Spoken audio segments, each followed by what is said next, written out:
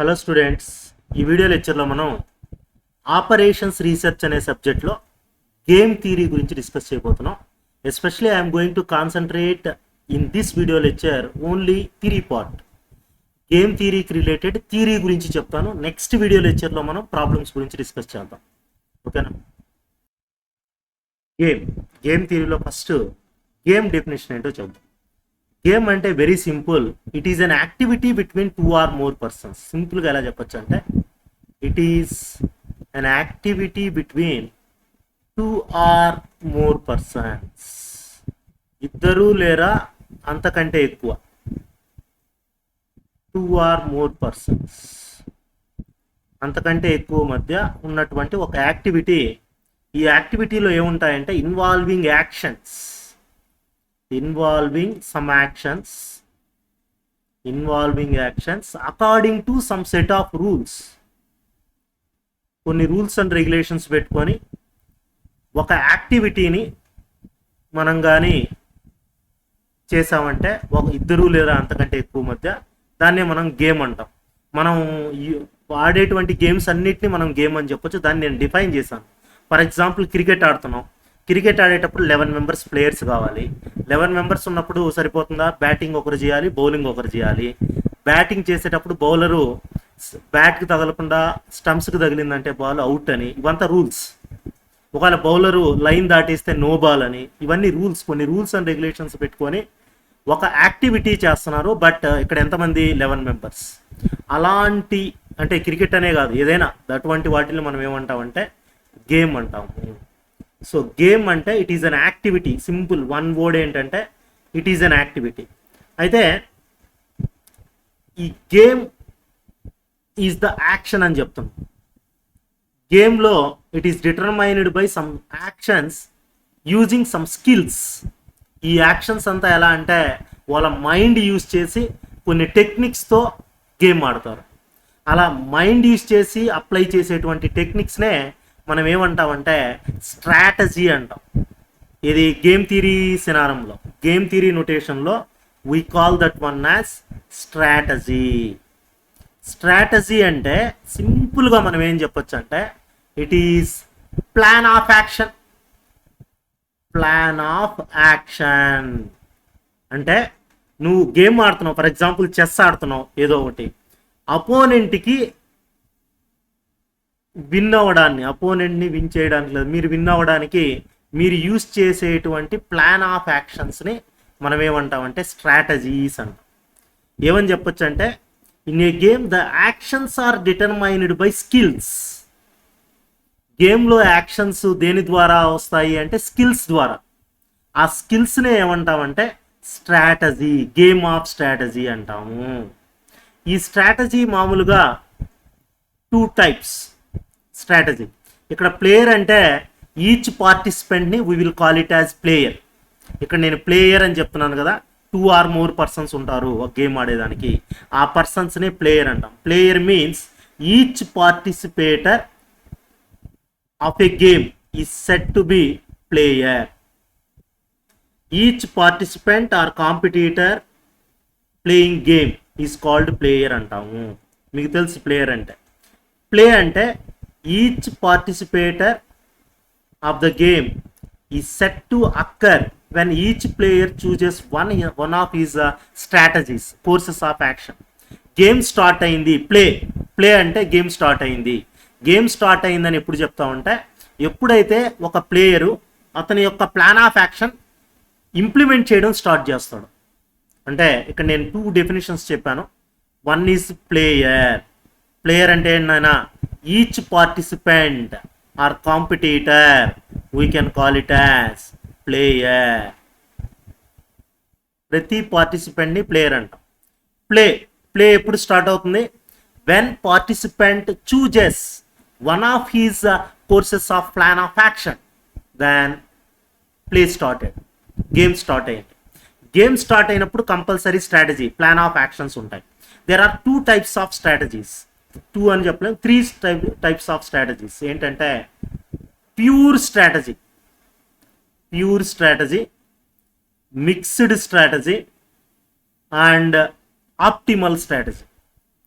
Pure strategy అంటే ఏంటంటే, ఈ ప్యూర్ స్ట్రాటజీ అంటే very easy, very simple. When the opponent player knows what is the plan of action applied by his opponent. అంటే ఇద్దరు players ఉన్నారు AB. ఏకి ముందుగానే తెలుసు బి యొక్క ప్లాన్ ఆఫ్ యాక్షన్, బికి ముందుగానే తెలుసు ఏ యొక్క plan of action. That is called pure strategy. Pure strategy అంటే వెరీ క్లియర్గా డిఫైన్ చేయాలి అంటే, if the player select the same strategy each time then it is referred as pure strategy. ప్లేయర్ ప్రతిసారి సేమ్ స్ట్రాటజీని తీసుకుంటాడు, దాన్ని ప్యూర్ స్ట్రాటజీ అంటాం. In this case each player known exactly what the other going to do. నేను అదే చెప్పింది. ఈ ప్యూర్ స్ట్రాటజీలో ప్రతి ప్లేయరు అతని యొక్క అపోనెంట్ ఏం చేయబోతాడో తెలుస్తుంది. బెస్ట్ ఎగ్జాంపుల్ చెప్పాలంటే క్రికెట్ ఉంది నాయన, మనందరికి నచ్చిన గేమ్. అపోనెంట్ బ్యాట్స్మెన్కి అపోనెంట్ ఎంపైర్ చెప్తాడు గాడు రైట్ ఆర్మ్ ఫాస్ట్ మీడియం అంటాడు. అంటే బ్యాట్స్మెన్కి తెలుసు అతను ఎలా వేస్తాడు బౌలింగు అని. స్పిన్ ఆఫ్ బ్రేక్ అంటాడు, ఆఫ్ బ్రేక్ ఇలా ఉంటుందని బ్యాట్స్మెన్కి ఒక ఐడియా ఉంటుంది. లెగ్ బ్రేక్ బ్యాట్స్మెన్కి ఒక ఐడియా ఉంటుంది. So these are all called pure strategies. ఇంకొకటి వచ్చి మిక్స్డ్ స్ట్రాటజీ. మిక్స్డ్ స్ట్రాటజీ అంటే ఏంటంటే, మిక్స్డ్ స్ట్రాటజీ. సో ఇక్కడ opponent don't know what is the plan of action of the against player. అంటే ఏ ప్లేయరు బి ప్లేయర్ ఆడుతున్నారు, ఏ ప్లేయర్కి B player ఏం చేయబోతాడో తెలియదు. ఇంకా బెస్ట్ ఎగ్జాంపుల్ నేను చెప్పిన క్రికెట్ ఎగ్జాంపుల్ తీసుకుంటే, రైట్ ఆర్మ్ ఫాస్ట్ మీడియం అన్నా, హాఫ్ బ్రేక్ అన్నా, లెగ్ బ్రేక్ అన్నా, ఇవన్నీ బ్యాట్స్మెన్కి తెలుసు. For example, if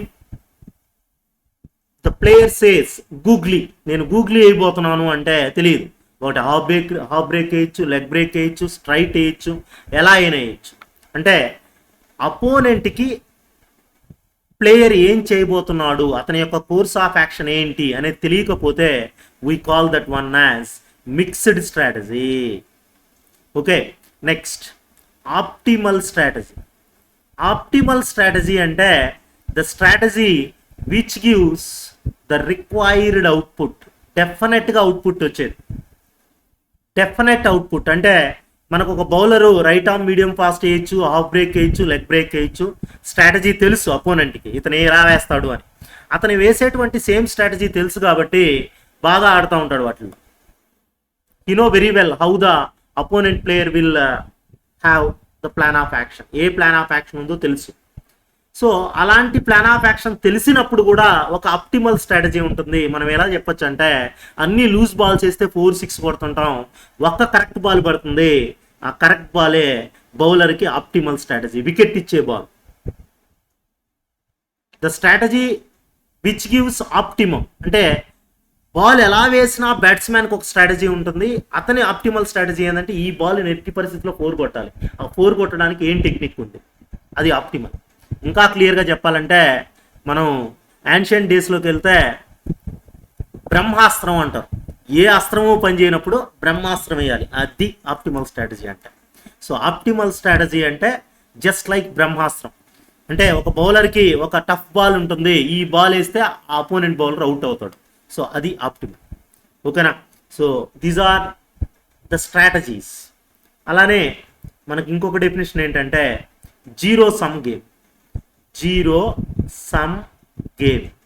zero sum game అంటే ఏంటంటే, జీరో సమ్ గేమ్ అంటే ఏ ప్లేయర్ దగ్గర 5 రూపీస్ ఉంది, బి ప్లేయర్ దగ్గర 5 రూపీస్ ఉంది.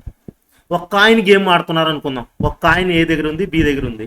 సో కాయిన్ వేసినప్పుడు హెడ్ పడితే బి వచ్చి ఏకి 1 రూపీ ఇవ్వాలి, టైల్ పడితే ఏ వచ్చి బికి 1 రూపీ ఇవ్వాలి. అదే ప్రొసీజర్ లాస్ట్ వన్. అలా చేసినప్పుడు ఏమైందంటే 5 రూపీస్ లూజ్ అయ్యాడు, అంటే -5 రూపీస్ అయింది ఏకి, +5 అయింది బికి. ఇప్పుడు సమ్, ఈ రెండింటి సమ్ ఎంత? 0. దీన్ని ఏమంటామంటే జీరో సమ్ గేమ్. ఎస్పెషలీ నేను 2 ప్లేయర్స్కి చెప్పాను కాబట్టి దీన్ని 2% జీరో సమ్ గేమ్ అని కూడా అంటాం. 2% జీరో సమ్ గేమ్ అని కూడా అంటాం.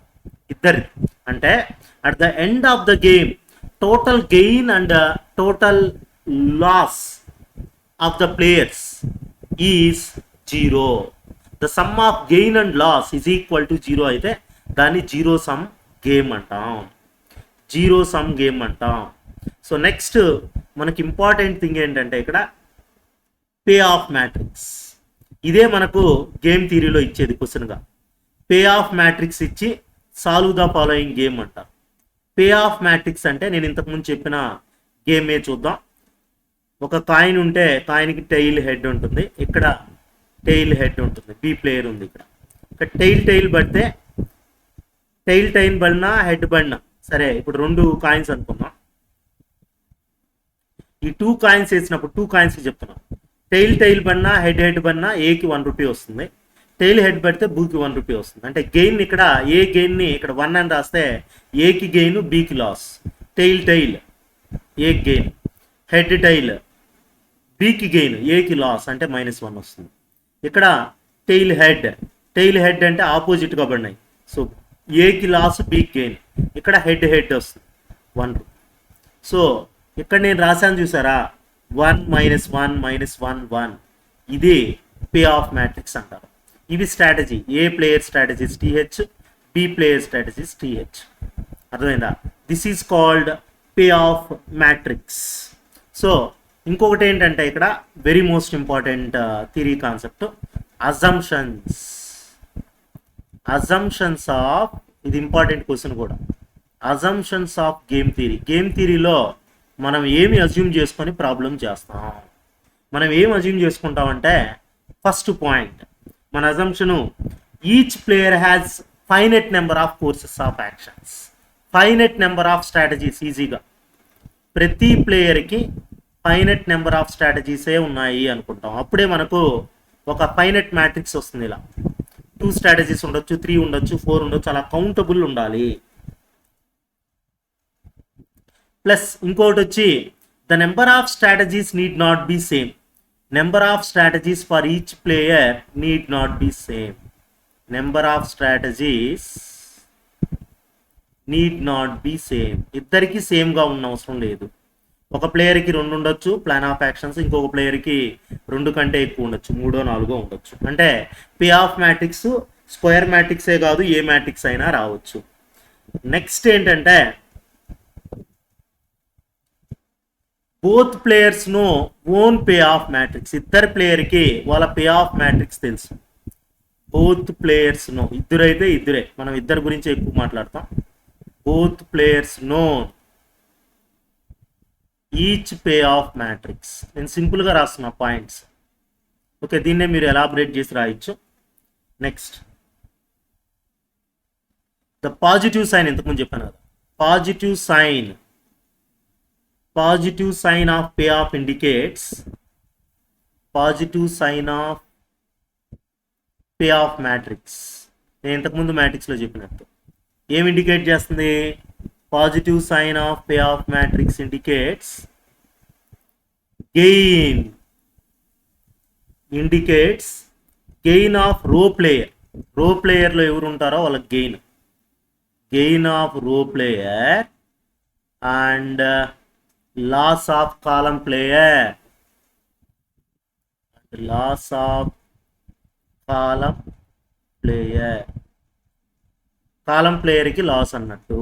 అలానే negative sign indicates that is loose of row player, gain of column player.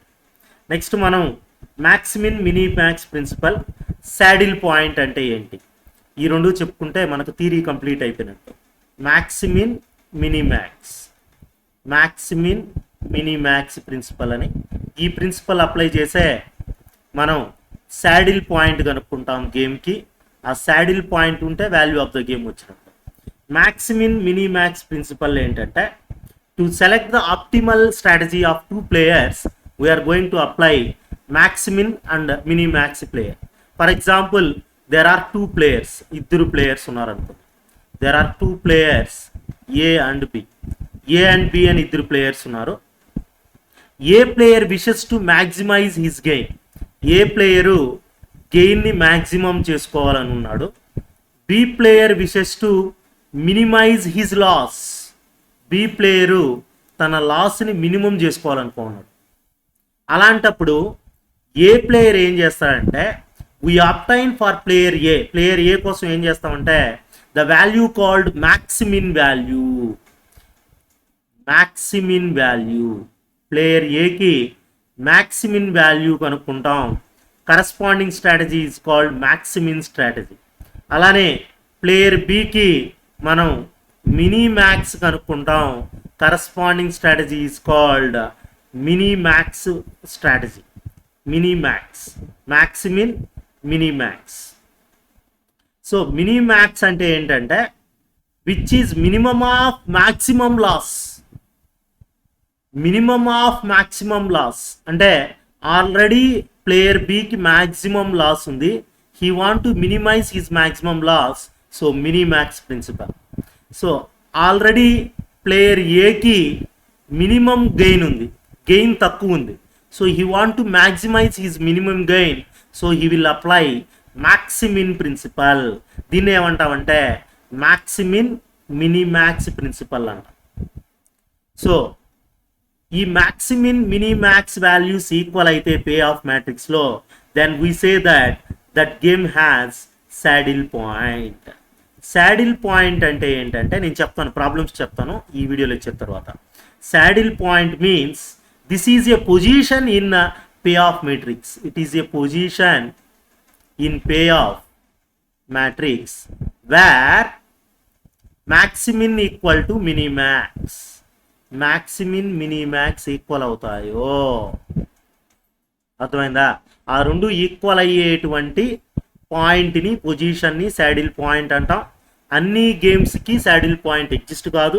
Exist కాకపోతే ప్రాబ్లం ఎలా చేయాలి, అసలు శాడిల్ పాయింట్ ఎలా కనుక్కోవాలి అనేది we will discuss very clearly. Don't miss the next video lecture where we are going to discuss problems in game థియరీలో problems గురించి మనం చాలా క్లియర్గా డిస్కస్ చేయబోతున్నాము. ఓకేనా?